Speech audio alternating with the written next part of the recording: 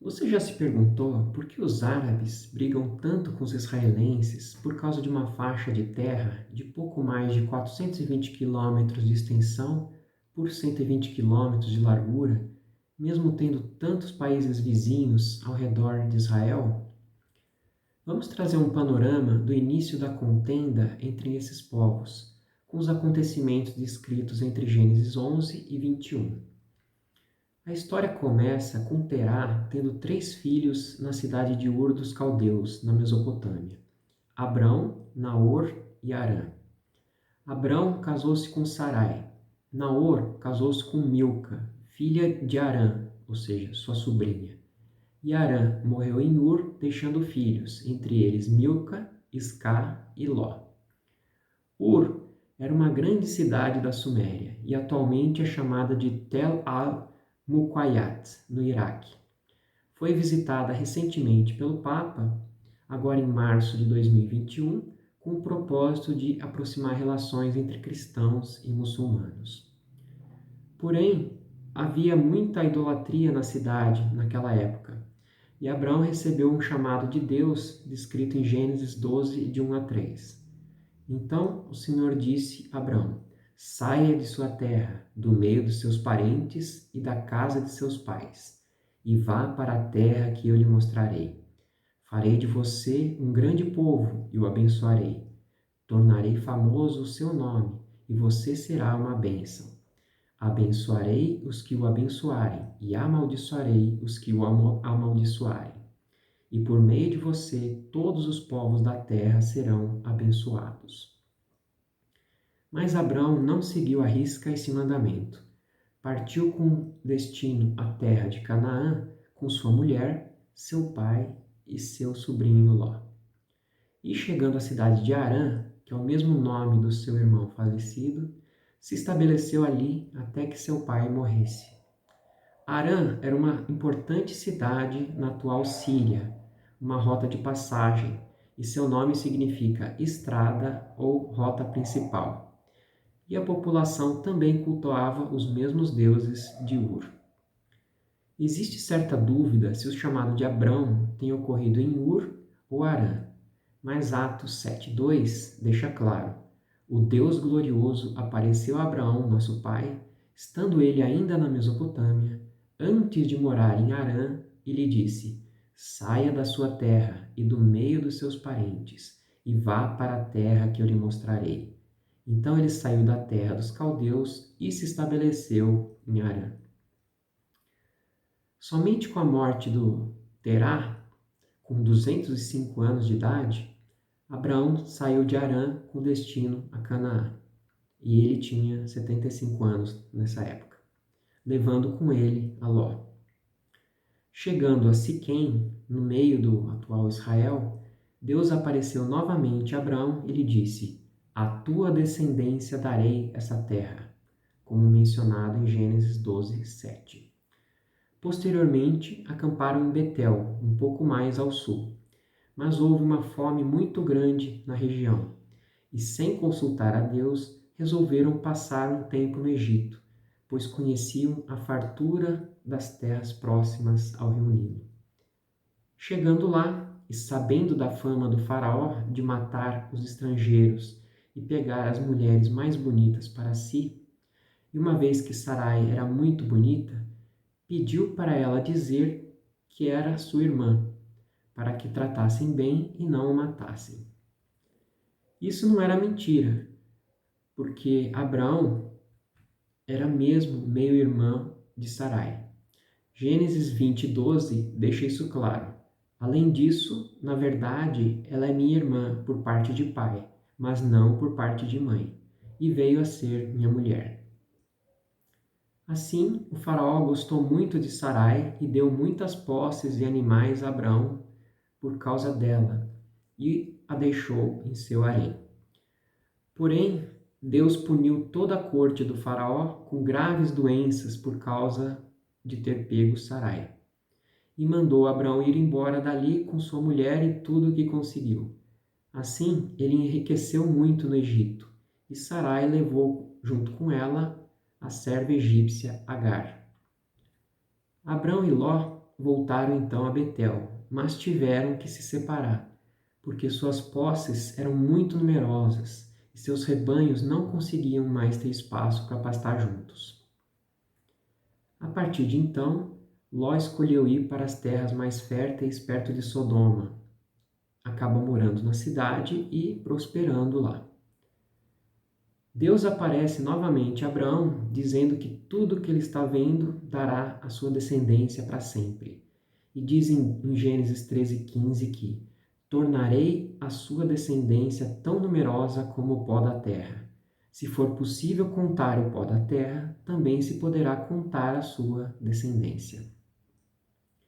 Depois, Abraão teve uma visão em que perguntava se seu servo Eliezer seria seu herdeiro, uma vez que já estava velho e não tinha filhos, pois Sarai era estéril. Mas Deus disse que um filho gerado por ele mesmo seria seu herdeiro e falou que sua descendência seria como as estrelas do céu.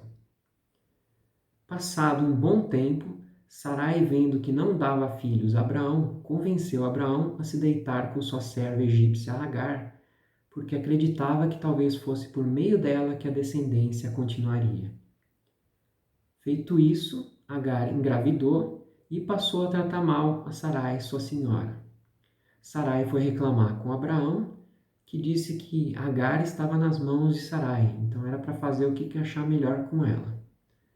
Assim, Sarai começou a maltratar Agar, a tal ponto de Agar fugir. Mas foi visitada pelo anjo do Senhor, que lhe disse para voltar e se sujeitar a Sarai, pois multiplicaria tanto os seus descendentes que ninguém os poderia contar. Gênesis 16, 11 e 12 diz assim: Você está grávida e terá um filho, e lhe dará o nome de Ismael, porque o Senhor ouviu o seu sofrimento. Ismael significa Deus ouve. Ele será como jumento selvagem, sua mão será contra todos, e a mão de todos contra ele, e ele viverá em hostilidade contra todos os seus irmãos. Abraão tinha 86 anos quando nasceu Ismael. E quando Abraão tinha 99 anos, Deus novamente apareceu a ele para fazer a sua aliança, dizendo no versículo 7 de Gênesis 17: Não será mais chamado Abraão, seu nome será Abraão, porque o constituí pai de muitas nações. Abrão significa pai exaltado, e Abraão, pai de muitas nações. E faz a instituição da circuncisão de todo bebê do sexo masculino aos 8 dias de idade, que seria o sinal dessa aliança. Também no versículo 15, diz que de agora em diante sua mulher já não se chamará Sarai, seu nome será Sara.